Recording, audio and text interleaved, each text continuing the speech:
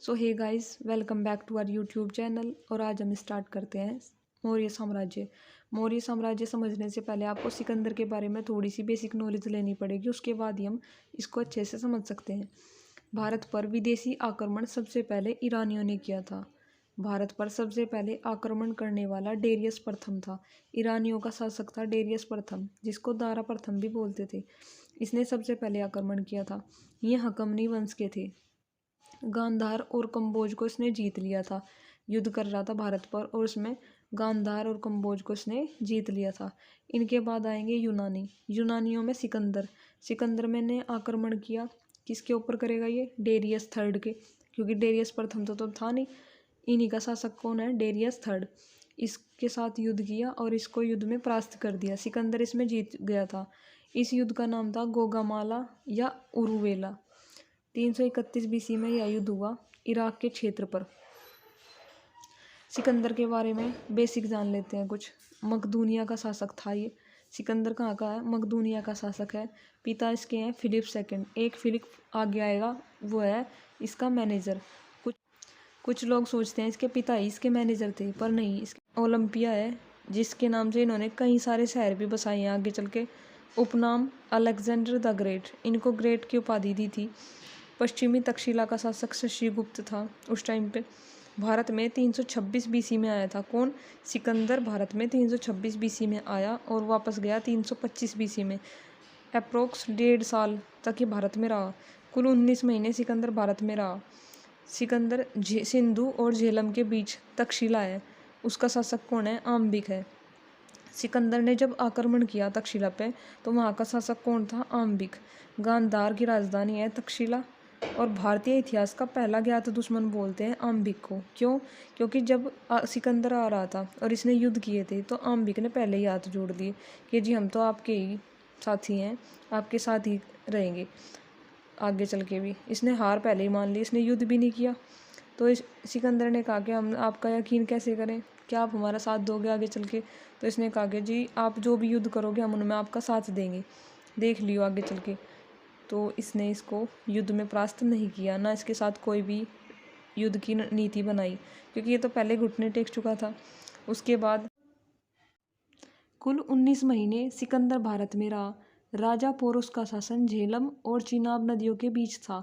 सिकंदर का भारतीय शासक से युद्ध कैसा रहा? भारतीय शासक जो थे उनके साथ युद्ध कहाँ किया उसने और कब किए, इसके बारे में हम जानकारी देंगे अब। हाइडेस्पीज का युद्ध या झेलम युद्ध या वितास्ता युद्ध, ये तीनों एक ही युद्ध हैं। राजा पुरु वर्सेस सिकंदर के बीच ये लड़ाई हुई, युद्ध हुआ। 325 बीसी की बात है। राजा पुरु कौन था? पंजाब क्षेत्र का राजा था। ये झेलम और चेनाब के मध्य जो एरिया पड़ता है उस पे शासक था राजा पुरु का। सिकंदर से इसका युद्ध हुआ, इसमें भी सिकंदर जीत गया। सिकंदर की पत्नी का नाम था रक्सेना। रैक्सेना थी। सिकंदर की सेना ने व्यास नदी को पार करने से मना कर दिया। इसने जो सिकंदर की सेना थी, इन्होंने व्यास नदी को पार करने से मना कर दिया था। इसके ऊपर भी एक कहानी चर्चित है कि जो चाणक्य थे, आचार्य चाणक्य, उन्होंने अपने राजदूत भेज दिए इसकी सेना के बीच और ये फैला दी अफवाह कि जो जो इस नदी को पार करेगा वो जीवित नहीं रह पाएगा। ऐसी कुछ अफवाह फैला दी जिससे सेना भयभीत हो गई और पीछे ही मुड़ गई। आगे सेना ने कोई अटैक नहीं किया। सिकंदर के जो गुरु हैं वह अरस्तु हैं। अरस्तु के गुरु प्लेटो हैं। प्लेटो के गुरु सुकरात हैं। एक बार पेपर में पूछ लिया था कि 4 किताबों के नाम दे दिए, इनमें से सुकरात की कौन सी बुक है? अब जिसको पता होगा वही तो लिखेगा कि सुकरात ने तो कोई पुस्तक नहीं लिखी थी। उसमें 3-4 पुस्तक थी, उनमें से सुकरात की कोई भी पुस्तक नहीं थी। अरस्तु, प्लेटो, सुकरात। अरस्तु की जो बुक है उसका नाम है पॉलिटिक्स। प्लेटो की बुक्स का नाम है रिपब्लिक। और सुकरात ने कोई पुस्तक लिखी ही नहीं। अष्टक 30 दिन तक सिकंदर से लड़ा। इसका भी नाम, बस इतनी जानकारी है इसके बारे में, वैसे इतिहास में कम बताया गया है इसके बारे में। अष्टक एक ऐसा महान शासक था जो 30 दिन तक सिकंदर से लड़ा था। सिकंदर के साथ आए व्यक्ति सेल्यूकस निकेटर, निरियाकस, फिलिप, एनासिक्रिप्स और ओरिस्टोबुलस। सेल्यूकस निकेटर थल सेनापति था इसका। निरियाकस इसका जल सेनापति था और फिलिप इसका मैनेजर था, मैंने बताया था जो, ये है वो फिलिप प्रबंधक। एनासिक्रिप्स इतिहासकार, और अरिस्टोबुलस इतिहासकार। ये अपने साथ इतिहासकार भी लेके चलते थे कि जैसे जैसे मैं आगे बढ़ूंगा, युद्ध करूंगा, उसके बारे में तुम लिखते जाना। और अपने को कोई भी गलत नहीं बताता, तो ये इन्होंने भी गलत नहीं बताया। इन्होंने अपने शासक के बारे में खूब प्रशंसा करी और उसे ग्रेट कह दिया। उसका नाम क्या कहा? Alexander the great. सिकंदर को बोल दिया, जबकि इसने ग्रेट वाले कोई काम नहीं करे। इसने सिर्फ लाशें बिछाई हैं, मौत का तांडव किया है। इसमें तो कोई ग्रेट का काम नहीं है। इसने भारत के केवल 5% हिस्से पर अपना कब्जा किया था, और इसमें ऐसी कोई बड़ी बात नहीं है कि ये ग्रेट है नहीं। मेरी दृष्टि में तो इसे महान कहना उचित नहीं होगा।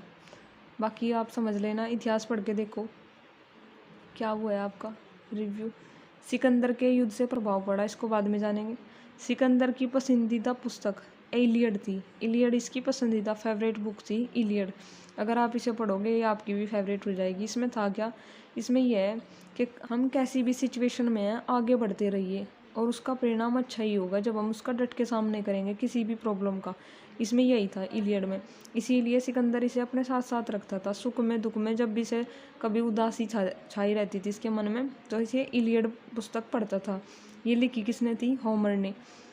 सिकंदर के घोड़े का नाम था बहुकेफला। ये भी इम्पोर्टेंट है। बहुकेफला इसके घोड़े का नाम था, जिसके मरने के बाद इसने कई सारे शहर बसाए इसी के नाम पर, क्योंकि इसे इससे बहुत लगाव था। बहुकेफला निकाया नगर बसाए। सिकंदर की मृत्यु 332 BC बेबीलोन इराक में हो गई थी। सिकंदर की जो मृत्यु हुई थी वो लास्ट टाइम पे बेबीलोन इराक में इसकी मृत्यु हो गई थी। सिकंदर के युद्ध से प्रभाव क्या क्या पड़े? एक तो राज्य बड़ा क्षेत्र हो, मतलब लोगों की ये समझ में आया कि छोटे छोटे राज्यों से कुछ नहीं होगा, एक बड़े क्षेत्र पे अपना कब्जा करो और सब संगठित होकर रहो, वरना बाहर की शक्ति आके राज कर लेगी। इससे ये इनको पता लगा। यूरोप से संबंध अच्छे हो गए, जो यूरोप से थे इनके संबंध अच्छे हो गए। आयात निर्यात का काम, व्यापार का काम अच्छा चलने लगा। गांधार शैली, मूर्ति निर्माण विकसित हुए। गांधार जैसे महात्मा बुद्ध की मंदिरों में देखे होगा आपने, गांधार शैली में जो विकसित हुई थी वो इन्हीं के वजह से हुई थी, क्योंकि ये हमें यूरोप से मिले हैं। अब हम स्टार्ट करते हैं अपना मौर्य साम्राज्य, जो हमारा चैप्टर है। सिकंदर के बारे में हमने सारी नॉलेज ले ली है। अब हम पढ़ेंगे मौर्य साम्राज्य के बारे में। मौर्य साम्राज्य, संस्थापक चंद्रगुप्त मौर्य। इसके बारे में स्टोरी सुनो। सबसे पहले यहाँ पे घनानंद था। घनानंद ने क्या किया? वो दुष्ट राजा था और जिसने आचार्य महान चाणक्य जो थे इनका अपमान कर दिया था। तो चाणक्य ने देखा कि ये दुष्ट राजा है एक तो, और एक विदेशी जो राजा है वे ज़्यादा आक्रमण कर रहे थे, हमारे देश को खतरा था इससे। तो इसने एक साधारण से लड़के को चंद्रगुप्त मौर्य बनाने की सोच ली। इन्होंने क्या किया? एक साधारण से लड़के को इतना ट्रेन किया, इतना अच्छे तरीके से उसको राजा की सारी वो बताई कि कैसे राजा के दायित्व होते हैं, कैसे वो आगे चल के शासन कर सकता है। उसमें सारे गुण विद्यमान किए एक बच्चे में, तब जाके वो संस्थापक बना। ये नहीं है कि एक छोटे से साधारण बच्चे को उठा के सीधा गद्दी पे बिठा दिया, नहीं। पहले इन्होंने उसको उस लायक बनाया, तब जाके वो चंद्रगुप्त मौर्य बना। संस्थापक कौन है? चंद्रगुप्त मौर्य है। राजधानी पाटलिपुत्र है इनकी। प्रधानमंत्री आचार्य महान चाणक्य। अन्य नाम चाणक्य के अन्य नाम क्या है? महान विष्णुगुप्त बोलते हैं इनको, कौटिल्य बोलते हैं। भारत के मैकियावेली भी इनको बोलते हैं। भारत के मैकियावेली क्यों बोलते हैं? यूरोप के जो मैकियावेली थे इनकी पुस्तक का नाम था द प्रिंस। इनकी जो द प्रिंस है ये बनी तो हमारी पहले थी, मतलब लिख ली थी हमारी विष्णुगुप्त की। विष्णुगुप्त ने अर्थशास्त्र पहले लिख दी थी चाणक्य ने, पर मैकियावेली की जो पुस्तक है द प्रिंस, ये प्रिंटिंग प्रेस पहले होगी थी। उनके वहाँ पे मशीन वगैरह सब कुछ पहले थी हमसे यूरोप में, हमारे पास कोई साधन नहीं थे तब तक। महान विष्णुगुप्त, कौटिल्य भारत के मैकियावेली इन्हीं को बोलते थे, क्योंकि लोग सोचते हैं कि अर्थशास्त्र इसमें पहले दिया था, जबकि हमारे यहाँ पहले आई थी, ये बाद में आई है। कौटिल्य भारत के मैकियावेली, इनकी पुस्तक अर्थशास्त्र राजनीति से रिलेटेड है। इसमें राजनीति से रिलेटेड सारी आज जो भी जिस तरीके से न्यायपालिका, कार्यपालिका जो भी है भाई, जैसा भी शासन चलेगा उसमें अर्थशास्त्र का बड़ा रोल है। चाणक्य का सपना क्या था? क्या सोचते थे चाणक्य? चाणक्य दो चीज़ सोचते थे, एक विदेशी आक्रमण को कैसे रोकना है, और दूसरा भ्रष्ट शासन से मुक्ति।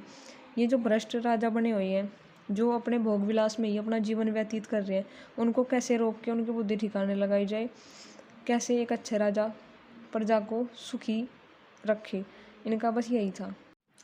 चंद्रगुप्त मौर्य की जो माँ थी वो एक दासी थी। दासी का नाम था मूरा। मूरा नाम की दासी इनकी माता थी। इनकी जो राजधानी है वो पाटलिपुत्र है। अन्य नाम भारत का मुक्तिदाता किसको कहा गया है? चंद्रगुप्त मौर्य को मुक्तिदाता भी कहा गया है। एंड्रोकस और सेंड्रोकस। एंड्रोकस चंद्रगुप्त मौर्य को कहा है एपियन एवं प्लूटार्क ने, और सेंड्रोकस का है जस्टिन ने।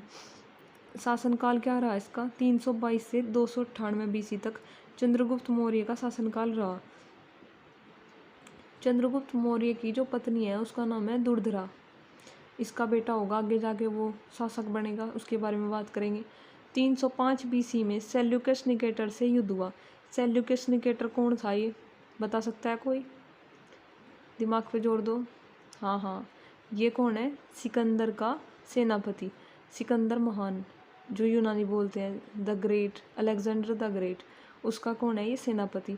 इसने अपने सेनापतियों को भी कुछ ना कुछ धन दौलत दी थी। सेल्यूकस निकेटर भी चाहता तो युद्ध कर सकता था, पर इसने देखा चंद्रगुप्त मौर्य एक उभरती हुई शक्ति है, इससे पंगा ना लिया जाए। तो 305 बीसी में सेल्यूकस निकेटर ने क्या सोचा कि चंद्रगुप्त मौर्य से क्यों ना अपनी बेटी की शादी कर दी जाए और यह संबंध रिश्तेदारी में बदल दिया जाए, ताकि कोई खतरा ही ना हो आगे चल के। इस युद्ध को हारने के बाद निकेटर ने, कौन सा युद्ध? जो ही चल रहे थे इन्हीं युद्ध। 305 बीसी में सेल्यूकस निकेटर से युद्ध हुआ। इस युद्ध को हारने के बाद निकेटर ने अपनी बेटी कार्नेलिया हेलेना की शादी चंद्रगुप्त मौर्य से कर दी, और दहेज में निकेटर ने 4 प्रांत काबुल, कंधार, मकरान और हेरात दे दिए। साथ ही निकेटर ने अपना एक दूत मेगास्थनीज को चंद्रगुप्त मौर्य के दरबार में भेजा। मेगास्थनीज की पुस्तक आपने बहुत फेमस है, पढ़ी भी होगी। इंडिका इसकी पुस्तक है। इसकी पुस्तक में क्या है? पाटलिपुत्र के प्रशासन के बारे में है कि पाटलिपुत्र का कैसा शासन था तब। ये इंडिका में है सब कुछ। मेगास्थनीज ने पाटलिपुत्र को पालिग्रोथा कहा। जो ये मेगास्थनीज है इसने पाटलिपुत्र का अलग ही नाम रख दिया, क्योंकि ये अलग ही लैंग्वेज में थे, अपने अलग ही चल रहा था इनका सिस्टम। 7 जातियाँ और 2 अधिकारियों का इसमें वर्णन भी किया इसने। अधिकारी कौन से थे? एग्रीनोमाई जो कृषि से रिलेटेड था, और एरिस्टोनोमाई जो व्यापार से संबंधित था। जूनागढ़ अभिलेख के बारे में देखो। रुद्रदामन ने जारी किया था जूनागढ़ अभिलेख। सीधा सीधा पेपर में आ जाता है। जूनागढ़ अभिलेख किससे संबंधित है? किसने जारी किया था? रुद्रदामन ने जारी किया था। इसी से सुदर्शन झील सौराष्ट्र गुजरात का वर्णन मिलता है। इसका निर्माण चंद्रगुप्त मौर्य के राज्यपाल पुष्यगुप्त ने कराया था। पुष्यगुप्त ने इसका निर्माण कराया था। जूनागढ़ अभिलेख का निर्माण पूछ लेंगे किसने कराया? चंद्रगुप्त मौर्य के राज्यपाल पुष्यगुप्त ने कराया था। पूछ लेंगे जूनागढ़ अभिलेख की कौन सी लैंग्वेज है, भाषा कौन सी थी इसकी? संस्कृत में जारी पहला अभिलेख है। ये संस्कृत में जारी हुआ पहला अभिलेख है। चंद्रगुप्त मौर्य जैन धर्म का अनुयायी था। इसने जैन धर्म की दीक्षा चंद्रगुप्त मौर्य जैन धर्म का अनुयायी था। इसने जैन धर्म की दीक्षा भद्रबाहु से ली। इसके बाद ये सारा साम्राज्य बिंदुसार के हाथों में सौंपकर श्रवणबेलगांव कर्नाटक चले गए। बिंदुसार कौन है? चंद्रगुप्त मौर्य का पुत्र है बिंदुसार। ये सब कुछ इसके हाथों में सौंप के कर्नाटक चले गए थे। फिर वहाँ चंद्रगिरी की पहाड़ियों पर संलेखन व्रत द्वारा अपने प्राण त्याग दिए। संलेखन व्रत कौन सा होता है? भूखे रहकर प्राण दे देना, इसे बोलते हैं संलेखन व्रत। बात करें आचार्य चाणक्य की। आचार्य चाणक्य का जन्म 375 बीसी जन्म हुआ और 283 बीसी में मृत्यु हो गई थी इनकी। अब चंद्रगुप्त मौर्य का जो पुत्र है बिंदुसार, वो गद्दी पर बैठ गया 298 बीसी से 273 बीसी तक, और इसके 2 पुत्र हुए सुसीम और अशोक। अन्य नाम बिंदुसार के अन्य नाम क्या क्या थे? एमित्रघात, वारिसार, भद्रसार, सिंहसेन, एमित्रो कोटीज इसी को बोलते थे। इसके दरबार में डायोनोसिस और डाइमेकस ये 2 लोग थे। टोलमी सेकंड मिस्र ने भेजा था डायोनोसियस, और डाइमेकस भेजा था एंटियोकस सीरिया ने भेजा था। इसके समय में तक्षशिला में अशांति थी। जो बिंदुसार का टाइम चल रहा था यह अशांति का था, बिल्कुल इसमें अशांति छाई हुई थी, क्योंकि इसने आचार्य चाणक्य को भी निपटा दिया था। जब तक एक कहानी है, यहाँ भी चर्चित कहानी है बिल्कुल। आचार्य चाणक्य थोड़ा थोड़ा जहर देते थे चंद्रगुप्त मौर्य को, ताकि वह आगे आने वाले टाइम में तैयार हो जाए, कोई इसको जहर दे के ना मार सके। तो एक दिन वो जहर भरी हुई थाल उसकी वाइफ ने खा ली, और वाइफ के जो थी प्रेग्नेंट थी, बिंदुसार उनके गर्भ में था। तब स्थिति ऐसी बन गई कि या तो माँ को बचाया जाए या बच्चे को बचाया जाए। तो चाणक्य ने कहा था कि बच्चे को बचा लिया जाए, तब बिंदुसार को बचा लिया गया था। फिर बिंदुसार प्रजा ने भड़का दिया कि चाणक्य ने तुम्हारी माँ से जहर दिलवाया था, तुम्हारी माँ की मृत्यु के कारण चाणक्य है। तो इसने चाणक्य को ही अपने राज्य से बाहर निकाल दिया था। इसके समय में तक्षशिला में अशांति थी, ये आपको पता ही है, जिसका दमन करने के लिए अपने पुत्र सुसीम को भेजा। सुसीम इसका बड़ा है, अशोक इसका छोटा पुत्र है। इसके समय में भी प्रधानमंत्री कौन थे? चाणक्य ही थे।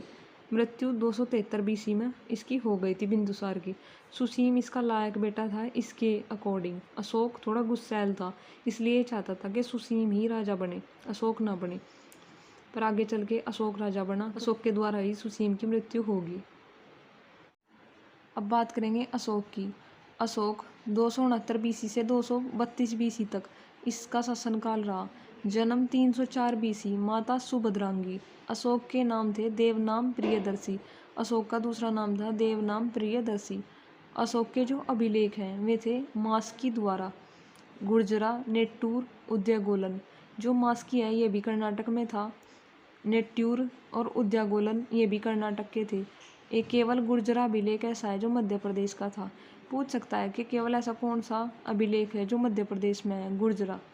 गुर्जरा अभिलेख मध्य प्रदेश का था, बाकी सब कर्नाटक के। राज्याभिषेक 273 BC में इसका राज्याभिषेक हुआ था। भुरु अभिलेख राजस्थान में है, जो अशोक ने स्वयं को मगध का सम्राट बताया था।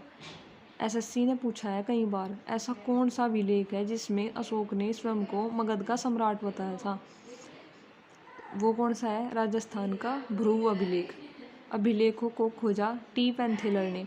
टी पैंथेलर ने सबसे पहले खोजा था कि ये अशोक के ही लिखे हुए अभिलेख हैं। 1750 में खोजा था इसको, इम्पोर्टेंट है ये भी। अशोक ने कुल 14 अभिलेख लिखवाए थे।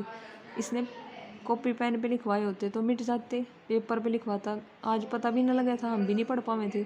पर इसने क्या किया, छेनी और हथौड़ों से पत्थरों पर लिखवाए, जो आज तक भी हैं। 1837 में पढ़ा जेम्स प्रिंसप ने। इसने खोजा तो था टी पैंथेलर ने, जेम्स प्रिंसप ने सबसे पहले इसको पढ़ा 1837 में। ये भी इम्पोर्टेंट है। अशोक के अभिलेखों की जो भाषा थी वो क्या थी? भारत में ब्राह्मी लिपि, पाकिस्तान में खरोष्टी लिपि, अफगानिस्तान में अरमाइक लिपि और एशिया माइनर ग्रीक लिपि, तुर्की में बोलते हैं जिसको। अब आते हैं इम्पोर्टेंट चीज़, कलिंग युद्ध, जो इसकी ज़िंदगी बदल देगा। अशोक की सोचने की, जो समझने की इसकी विचार है, वही विचारधारा परिवर्तन हो जाएगी। अब कलिंग का युद्ध हुआ 261 BC में। गद्दी पर बैठा था उसके 8 साल बाद 261 BC में कलिंग का युद्ध होता है ओडिशा में। कलिंग की जो राजधानी है वो तौसली है। राजा पद्मनाम, वहाँ के राजा कौन है? पद्मनाम। नदी दया नदी के किनारे। अशोक की जो नीति थी वो भैरीघोष थी। भैरीघोष का मतलब होता है युद्ध करके अपने क्षेत्र में मिला लेना। कलिंग युद्ध के बाद उसने धर्मघोष नीति अपनाई। इसका हृदय इतना परिवर्तन हो गया, इसने लाशें देख ली, लाशों के ढेर, रोआ पिटी, ये वो, इसने इतना देख लिया खून खराबा कि इसका हृदय बिल्कुल परिवर्तन हो गया। और इसने सोचा कि अब तो शांति ही बनी रही हर जगह। धर्मघोष की नीति अपना ली, और धर्मघोष का मतलब होता है शांति की नीति। इस युद्ध के बाद अशोक ने बौद्ध धर्म को अपना लिया। इस नीति के बाद क्या किया? अशोक ने बौद्ध धर्म को अपना लिया। इसने एकदम से बौद्ध धर्म में नहीं आया। देखो, कोई कुछ भी करे, धर्म हो या कुछ भी, अचानक से कोई कुछ नहीं करता, थोड़ा थोड़ा उसके माइंड में पहले ही थी। अशोक का एक भाई था सुसीम, उसका जो बेटा था वो बौद्ध धर्म अनुयायी था, तो इसको भी उसमें रुचि थी पहले से ही, इसलिए लास्ट में जाके से शांति चाहिए थी तो बौद्ध धर्म को अपना लिया। 1 लाख शव देखकर शांति चाहता था। वही है कि 1 लाख शव देखे, इतने सारी मृत्यु देखी तो इसका मन कहीं ना कहीं विचलित हो गया इस चीज़ को लेके कि मेरे हाथों पाप हो गया। 261 से 232 मतलब 29 साल इसके अच्छा रहा, और शुरू के 8 साल देखें तो इसके बहुत गंदे रहे। इसने युद्ध किए, लाशें बिछाई, बस यही कि अपना साम्राज्य विकसित करना है, बढ़ाना है, और ज़्यादा यही चलता रहा इसके माइंड में। कलिंग युद्ध करने के बाद 261 BC में इसके दिमाग में फिर इस उल्लेख अशोक के 13वें अभिलेख में वर्णन है। 13वां जो शिलालेख है उसमें इसका वर्णन है। बौद्ध धर्म की प्रेरणा अपने भतीजे निग्रोध से ली। ये आ गया उसका नाम। बौद्ध धर्म की जो प्रेरणा है अपने सुसीम के पुत्र जो था वो निग्रोध था, उससे इसने बौद्ध धर्म की प्रेरणा ली है। और शिक्षा उपगुप्त से ली है। शिक्षा इसने किससे ली? उपगुप्त से। अशोक की पत्नी थी देवी। देवी के 3 बच्चे थे, 2 तो पुत्रियां और 1 पुत्र। महेंद्र, संघमित्रा, चारुमती। सर्वाधिक प्रभाव करुवा की तीवर पुत्र पद्मावती, ये इन पे सर्वाधिक प्रभाव पड़ा। बौद्ध धर्म के प्रचार को अशोक ने कैसे फैलाया? श्रीलंका भेज दिया महेंद्र और संघमित्रा, अपना बेटा और बेटी भेज दी। तक्षशिला में भेज दिया मज्जालिक और हिमालय क्षेत्र में मज्जिक भेज दिया। ये इसके जो 80,000 स्तूप बनवाए इसने। भारत में सर्वप्रथम शिलालेख अशोक ने प्रारंभ करवाए। अशोक के शिलालेख 14 थे, स्तंभलेख 7 और गुहालेख 3। 14 शिलालेख में कैसे कैसे हैं देखो। अब जो पहला अभिलेख है, शिलालेख है, शिलालेख और अभिलेख में अंतर है। शिलालेख क्या है? शिला पर लिखा हुआ लेख, और अभिलेख जो कागजों वगैरह पर लिखा जाता है वो अभिलेख होगा, जो कहीं मुद्रा रूप में पाया गया। पशुबलि की निंदा, अहिंसा, समस्त प्रजा हमारी संतान है।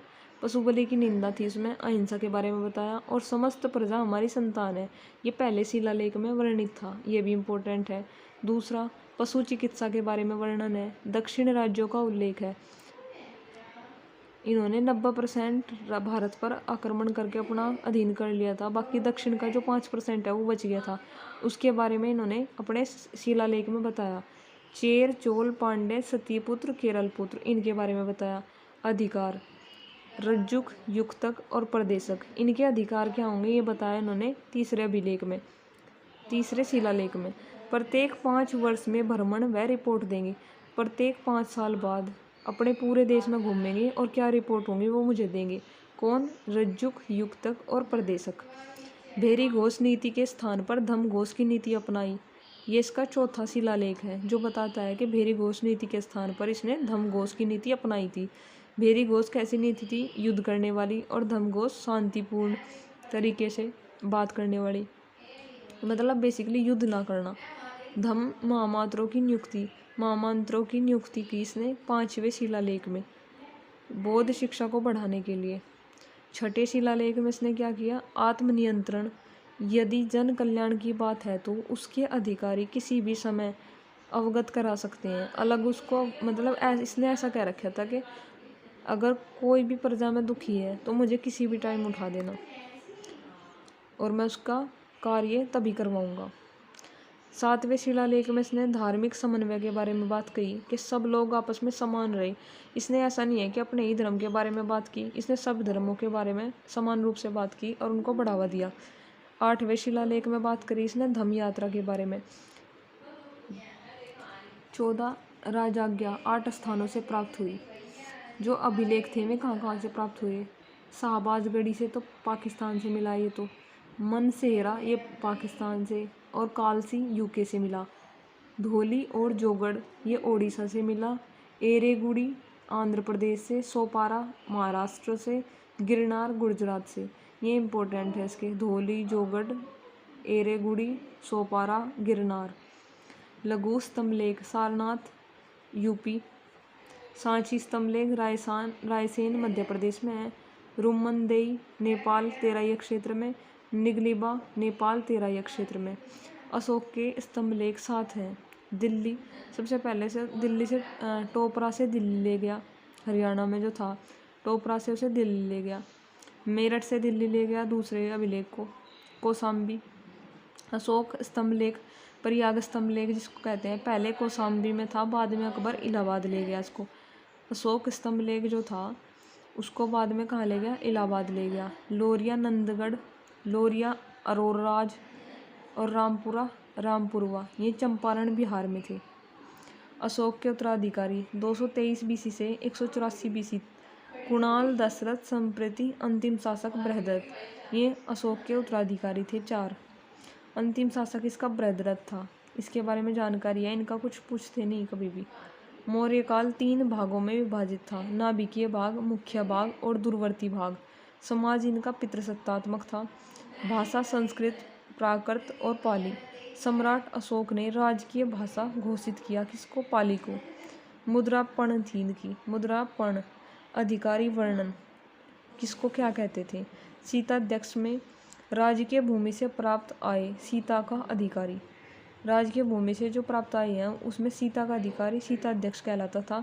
समाहर्ता किसको बोलते थे? राजस्व विभाग को। सन्निधाता कोषाध्यक्ष को। दिल्ली, सबसे पहले से दिल्ली से टोपरा से दिल्ली ले गया, हरियाणा में जो था टोपरा से उसे दिल्ली ले गया। मेरठ से दिल्ली ले गया दूसरे अभिलेख को, कौशाम्बी। अशोक स्तंभ लेख, प्रयाग स्तंभ लेख जिसको कहते हैं, पहले कौशाम्बी में था, बाद में अकबर इलाहाबाद ले गया इसको। अशोक स्तंभ लेख जो था उसको बाद में कहाँ ले गया? इलाहाबाद ले गया। लोरिया नंदगढ़, लोरिया अरोराज और रामपुरा रामपुरवा ये चंपारण बिहार में थे। अशोक के उत्तराधिकारी 223 बीसी से 184 बीसी कुणाल, दशरथ, संप्रति अंतिम शासक बृहद्रथ ये अशोक के उत्तराधिकारी थे। 4 अंतिम शासक इसका बृहद्रथ था। इसके बारे में जानकारी है, इनका कुछ पूछते नहीं कभी भी। मौर्य काल 3 भागों में विभाजित था, नाभिकीय भाग, मुख्य भाग और दूरवर्ती भाग। समाज इनका पितृसत्तात्मक था। भाषा संस्कृत, प्राकृत और पाली। सम्राट अशोक ने राजकीय भाषा घोषित किया किसको? पाली को। मुद्रा पर्ण थी इनकी। मुद्रा पर्ण। अधिकारी वर्णन किसको क्या कहते थे? सीताध्यक्ष में राजकीय भूमि से प्राप्त आय सीता का अधिकारी। राजकीय भूमि से जो प्राप्त आय है उसमें सीता का अधिकारी सीताध्यक्ष कहलाता था। समाहर्ता किसको बोलते थे? राजस्व विभाग को। सन्निधाता कोषाध्यक्ष को। प्रदेशरा फौजदारी विभाग, धर्मेश्वर दीवानी विभाग, सूत्राध्यक्ष कताई बुनाई, नवाध्यक्ष जहाज रानी बोलते थे नवाध्यक्ष को। और पण्याध्यक्ष वाणिज्य विभाग, आकाराध्यक्ष खान विभाग, विविताध्यक्ष चारागाह का अध्यक्ष, लक्षणाध्यक्ष टकसाल। बस ये यहाँ पे मौर्य साम्राज्य हमारा खत्म हुआ। पूरा हमने पढ़ लिया है। आपको अच्छा